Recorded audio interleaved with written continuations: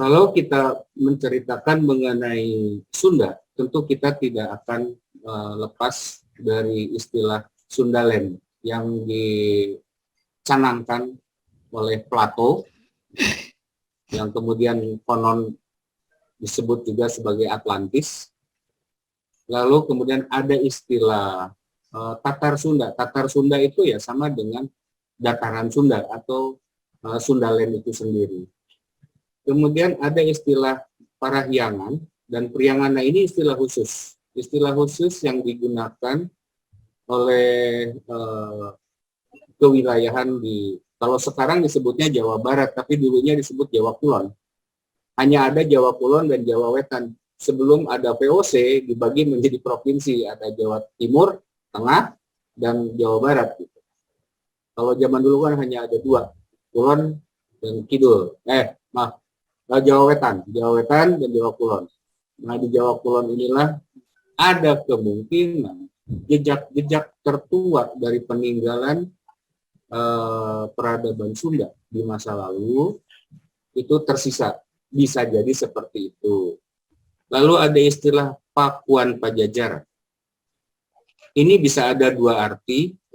Pakuan Pajajaran itu bisa berasal dari kata pakubuan.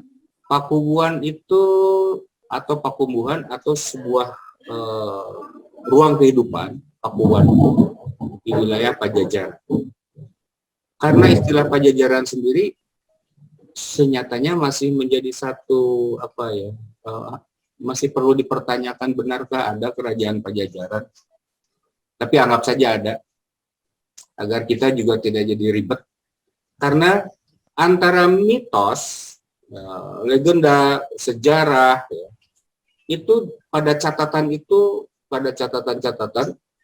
itu gumulung gitu. Sehingga yang sebetulnya menjadi sandi atau kodifikasi tertentu itu menjadi masuk di dalam ruang kesejarahan. Padahal itu merupakan sebuah sandi dalam dunia mitologinya. Dan seterusnya lah, masih banyak. Kemudian ada yang menyebutnya Jeladri Indonesia dan lain sebagainya. Tapi ini semua merujuk pada titik yang sama, yang disebut Parahiang.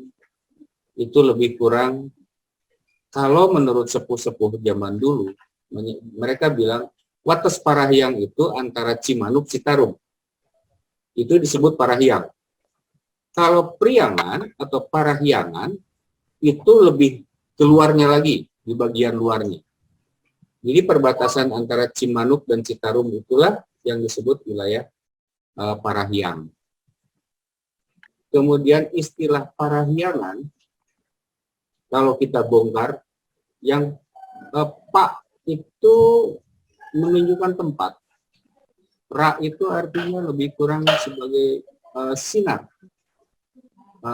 Hyang dewasa. Itu dewasa, ya. Jadi tidak akan kena dengan gerak bibir dan tidak juga kena dengan kemampuan kita berbicara. Karena ketika mengatakan hyang, sebetulnya kita sedang mengatakan tentang entitas ketiadaan. Entitas ketiadaan yang mutlak. Nah, sedangkan manusia terlalu terjebak dengan segala keberadaan, bahwa segala itu harus ada. Nah, ini juga hyang itu ada, tapi tidak ada. Dibilang tidak ada, tapi ada.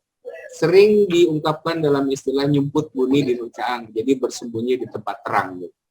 Nyata sekali, bahkan kita pun bisa menyaksikan hari ini, tepat di depan kita, di hadapan kita, tapi jangan lihat bendanya. Bahkan ada peribahasa juga untuk menemukan hyang sangat mudah, hingga nantinya akan muncul kata sembah hyang.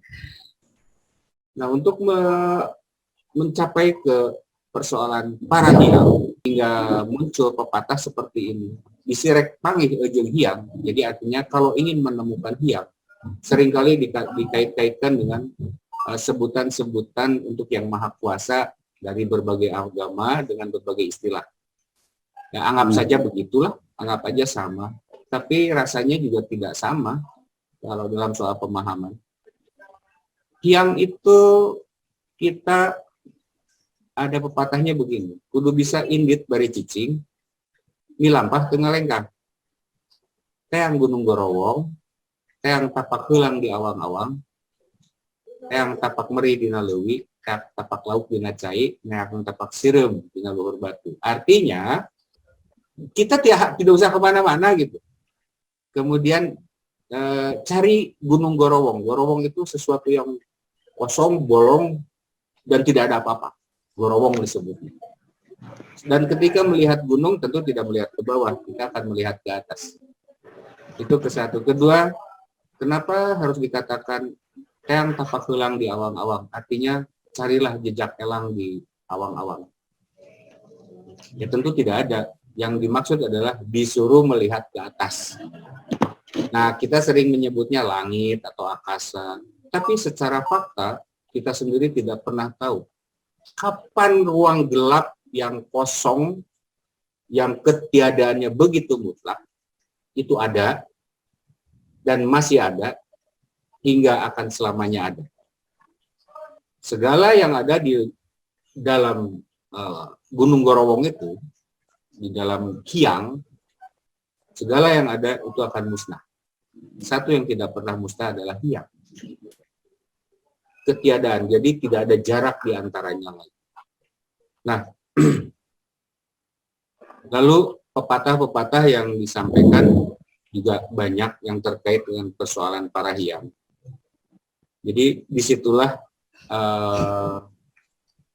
muncul ungkapan moal sampurna jalma nurek mulih ka jati mulang ka asal lamun teu ngaliwat nu salarang ditatar para hyang. Artinya tidak akan sempurna orang yang meninggal dunia kalau mereka tidak melewati nusa larang. Larang itu artinya suci, dan tidak akan sempurna jika mereka tidak melewati wilayah para hyang. Ini mungkin juga pepatahnya bukan untuk semua bangsa, ya, semua suku bangsa, tapi untuk di wilayah bagian Jawa Kulon saja mungkin begitu.